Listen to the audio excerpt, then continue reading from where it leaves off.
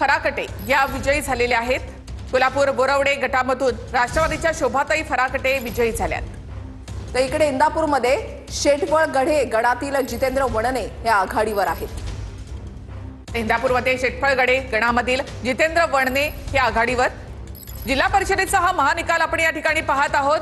संपूर्ण चित्र आपल्याला एका स्क्रीनवर या ठिकाणी पाहायला मिळतंय। विजयी उमेदवार, पराभूत उमेदवार हे देखील आपल्याला बाजूला पाहायला मिळत आहे।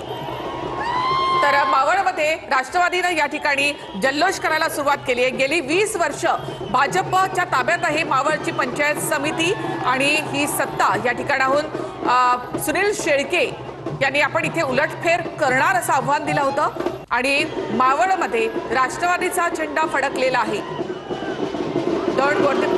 गोरीपारधी या गणामधून भाजपच्या रेखा चौधरी या विजयी झालेल्या आहेत। मावळमधली ही दृश्य आपण पाहतो। मावळ पंचायत समितीमध्ये गेली 20 वर्ष या ठिकाणी भाजपची सत्ता आहे आणि ही सत्ता राष्ट्रवादीनं खेचून घेतलेली आहे। या ठिकाणाहून 2 वेळा सलग विधानसभेचे आमदार असलेले राष्ट्रवादीचे आमदार सुनील शेळके यांनी उलटफेर केलेला आहे।